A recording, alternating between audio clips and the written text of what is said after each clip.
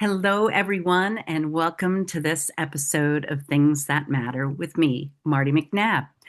If you have been on this journey with me for going on a couple of years now, you know that it's not that I think things matter, that because as you know, I also live part time in Vermont, where I am now, part time in Albuquerque with my wife and mother in law, and part time on the road in a 21-foot Winnebago Travato. So I can't have a lot of stuff.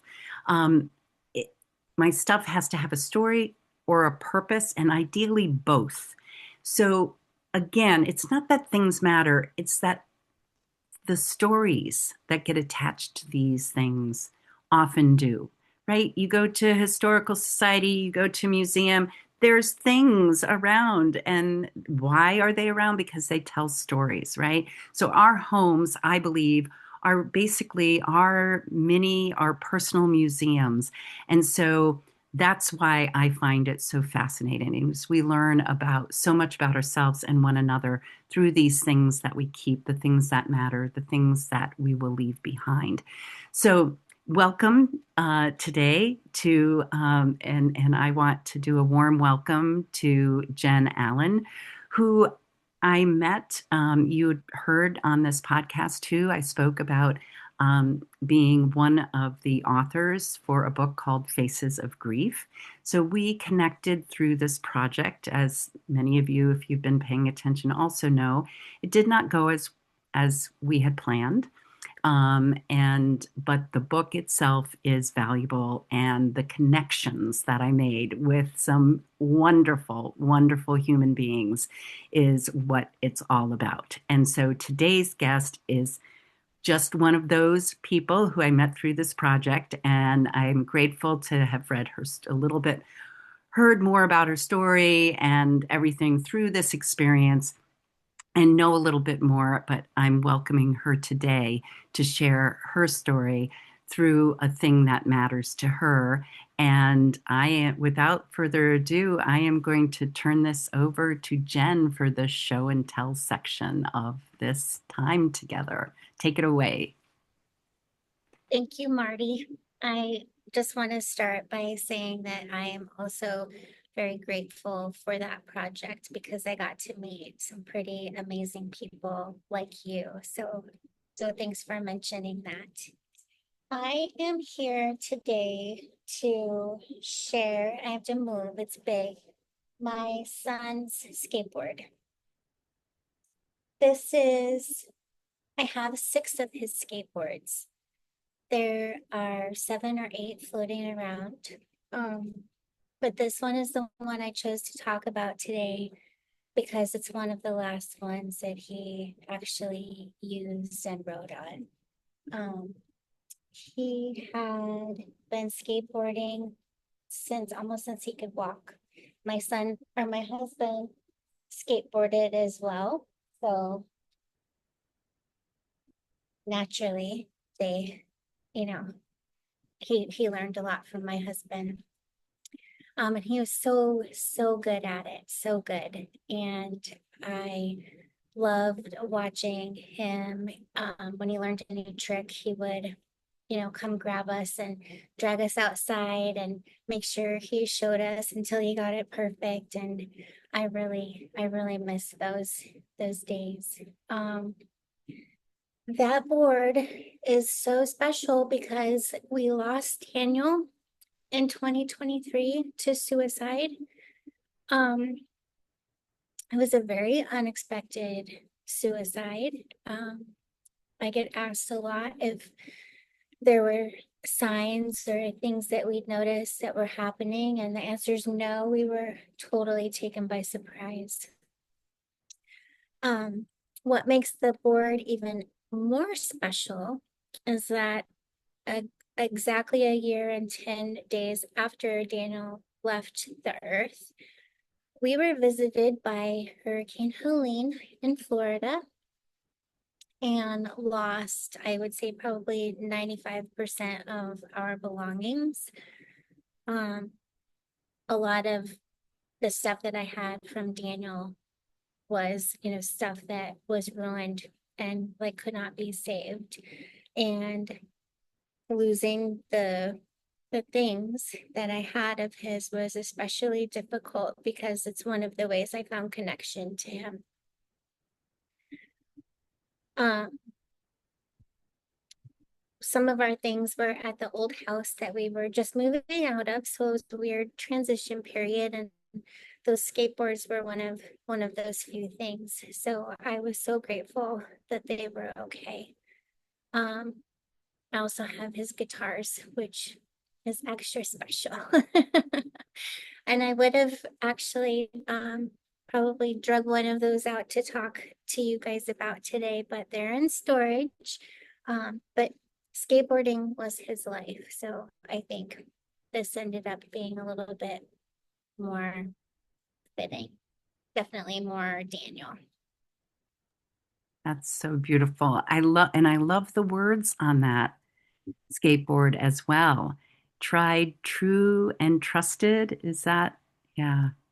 Yeah, Wow. Very special. I'm so sorry for your loss.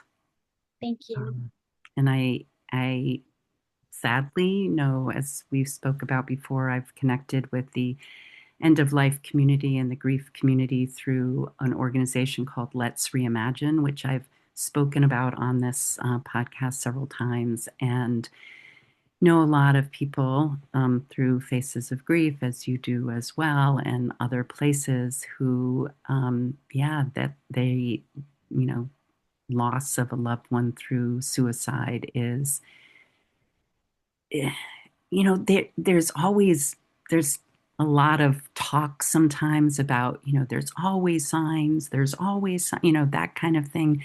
But I, the experience with my friends and family and loved ones that I've connected with, I think there's often, often, more often than not, it is a surprise because it's a, it's something that the person that was hurting doesn't share. And that is part of the symptom that leads to this outcome, is the not sharing. And so I think it happens much more often without any sign. And that is, either way. It's either way, whether there were signs or there weren't signs. It's just a horrible way to lose a loved one, and especially your son. So, Yeah, I appreciate that. Thank you. And you're right. I'm in a lot of um, groups in social media for mothers who have lost children to suicide, and I do see more more often that these families were completely blindsided by this um, than I do, see folks who watch their loved ones struggle with mental health issues and then take their life.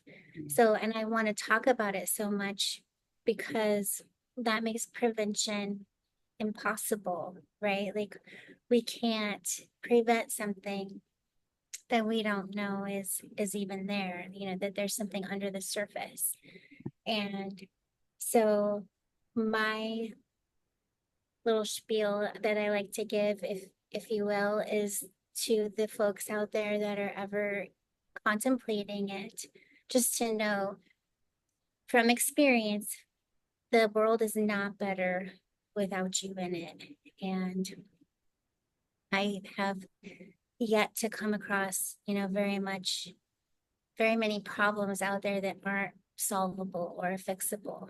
And outside of this, like we can't fix what we've been through. We can't bring Daniel back. And I think it's important to talk about yeah, what matters. absolutely, absolutely, Jen. And that, I guess this is when I just want to speak a little bit about Helene, another trauma that you had to deal with so soon after the most major trauma, losing your son, and losing all these things that mattered, that you felt connected. But I'm so glad you have were able to, you had the skateboards and the guitar, and I'm sure a few other things, and you've got your stories and your memories, and here, and I know as an author and a writer and the other work, which is what I'm going to ask you to do a little bit more, that this is like you are continuing to tell his story, and that's the most, because it's not about the things, it's about the stories, keeping those stories alive. So this is the point that I want to invite you to, and I'm going to give you the stage again to share a little bit more. You did talk a little bit of what you're doing, but a little bit more about the work that you're doing, the important healing work that you are doing in the world, Jen. So grateful to you. And then to tell our watchers or our listeners how they can connect with you and learn more about your work. So I'm going to give you the stage and you can take it from there. And thank you so much for joining me. Thank you so much. I have experienced every positive and negative experience through grief that I think you can experience. Um, Compounded trauma, people saying strange things to me, people asking me weird questions, and therapists comparing my grief after the loss of my son to the grief they experienced after they lost their dog. So my mission is to kind of squash this grief avoidant culture that we have created in the United States, especially, and to talk about grief like it's a normal thing that we all go through, because it's a normal thing that we all go through. None of us is going to get out of this world alive. And so we're all going to experience grief on some level during our lifetime. So I am in the process of writing my own book to tell my story and to help help people who are going through this to not feel so alone, and then to also educate folks on how they can help their loved ones when they're going through this journey. I've also created a YouTube channel. It's called The Ashes We Keep. So if you search The Ashes We Keep, it's super easy to find. I have 5 videos up so far, and I talk about things like the stages of grief, which is or not the stages of grief, the phases of grief. I don't like the word stage because I feel like it gives us the idea that grief is linear and that we're supposed to walk through these stages and then be done after a certain point of time. And that's not the case. Grief is not linear. It's a big, messy ball of yarn that's in a million knots, and we go through every phase over and over again sometimes. So I talk about anger and grief, and I share my story in detail about our loss of Daniel. And so I would love to have folks subscribe to that channel. I'm going to turn it into a podcast. And so I'll be interviewing folks who specialize in grief or who have experienced profound loss. And I'm excited to keep Daniel's memory alive, and also to help other people connect and to not feel alone in this. That is wonderful. We'll go back to gallery. That's so important, Jen. I love the idea of phase instead of stage. It For me, I don't like the idea of stage because it's sort of like stages are performance based, and I'm like this, so it never resonated with me. And I like the idea of phases, like the phases of the moon, right? Like everyone understands the phases of the moon. It's not like one's better than the other. It's just all of it, and it comes around and around. So I love the idea of phases. I'm so excited about your book. I can't wait to hear more about that. And because I love you're a wonderful storyteller. I've always appreciated your warmth and genuineness. And I imagine your book is going to be wonderful about that. And I love the ashes we keep. I mean, mine is things that matter, and I talk about things we keep and ashes that we keep is yeah. So I'm grateful for that, and I all of this information will be in the show notes as well. And so is there anywhere else that my listeners and watchers can find you at, or is are those the main things right now? The YouTube channel and subscribing to that, and is there anywhere else, or is that it for now? Instagram is easier. I'm at Ninja Nurse Jen, just one N. Facebook is difficult because I'm one of probably a billion Jennifer Allens, and so finding there is hard. Might get lucky. Instagram is usually the easiest, and um I share stuff about my channel, and I share stories about Daniel on there often, and um, all of the things that are coming up. So much is going to be happening in the next couple of years that I'm really excited about. So that would be a great way to keep up. Keep up and find out about more about your book and the future and stuff like that. So those would be Instagram and YouTube. So fantastic. I will have those in the show notes, and I thank you so much, Jen, for and you're right, Jen Allen. I'm sure there's plenty. It's like if you put in Martie McNabb, you generally find me. If it's Marty with an IE, so I did not like growing up with that name because it was so different and unique. But now I'm happy about it. It's like, okay, that was one good thing because people made fun of me with the name Marty. So so anyway, I appreciate our time together, Jen. As always, it was wonderful connecting with you over this last year. I think it's basically been a year, a little over a year, and I look forward to staying connected and watching some of your YouTube channel. And thank you again for the important healing work you do in the world and for sharing Daniel's story with me and with us. You're so welcome. Thank you so much for having me today. I appreciate you. Right. So thank you everyone for being here and listening to this episode of Things That Matter with Martie McNabb.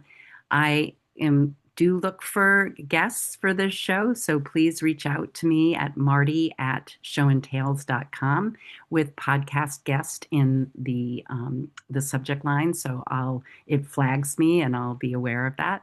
And also, if you are looking to build deeper connections, community, and talk about legacy with your um, with your church, synagogue, mosque, um, nonprofit company, you're looking to build deeper connections through story sharing, please reach out to me also at marty@showandtails.com. And I would love to talk to you about bringing my work to you. So thanks again, everyone, for listening, and have a great rest of your day. Thanks again, Jen. Bye bye. Bye bye.